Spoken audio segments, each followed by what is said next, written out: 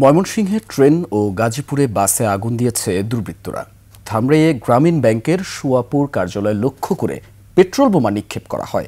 এসব ঘটনায় কোনো হতাহতের ঘটনা ঘটেনি।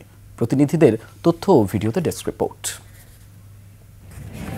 লিলি বিউটি সোপ, যার অ্যান্টি এজিং গুণ তারুণ্য ধরে রেখে ত্বকে করে উজ্জ্বল। তারুণ্যময় উজ্জ্বল ত্বকের জন্য রিমার্ক। ময়মনসিংহের রেল স্টেশনের ওয়াশপিটে দাঁড়িয়েছিল একটি লোকাল ট্রেন। ভোর 4টার দিকে একটি বগিতে আগুন ধরিয়ে দেয় দুর্বৃত্তরা।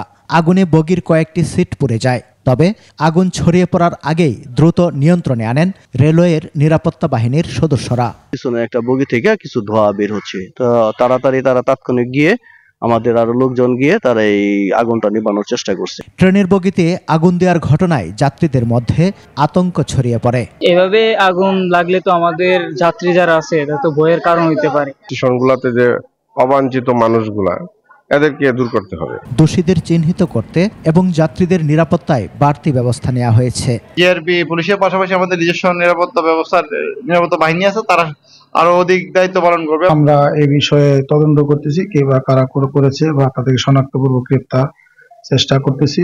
এদিকে ঢাকার ধামরাইয়ে গ্রামীণ ব্যাংকের সোয়াপুর শাখা লক্ষ্য করে পেট্রোল বোমা নিক্ষেপ করে দুর্বৃত্তরা। ভোরে মোটরসাইকেলে এসে দুই ব্যক্তি বোমাটি ছুড়ে পালিয়ে যায়। আগুন ছড়িয়ে পড়লেও স্থানীয়দের তৎপরতায় বড় কোনো ক্ষতি হয়নি। আমরা ঘুমিয়ে রয়েছি, তো আমাদের যে চৌকিদার পাহারা থাকে তো গ্রামীণ ব্যাংকে, ও চিল্লানি দিছে আগুন লাগছে। নিচে বোতল ভাঙ্গা কাজ করা ছিল। ঘটনার পর গ্রামীণ ব্যাংকের শাখাগুলোয় অতিরিক্ত পাহারার পাশাপাশি পুলিশের টহল বাড়ানো হয়েছে। ধামরাই থানায় সর্বমোট 6টি গ্রামীণ ব্যাংকের শাখা আছে, এর ভিতর 5টি ভাড়া বাসা। তো এগুলো নিরাপত্তার জন্য গত 3 দিন যাবৎ স্থানীয় চৌকিদার রাখা হয়েছে এবং পাহারার ব্যবস্থা করা হয়েছে।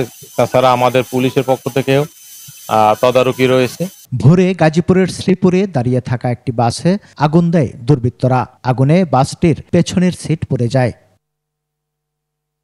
সমর ইসলাম, 21 টেলিভিশন।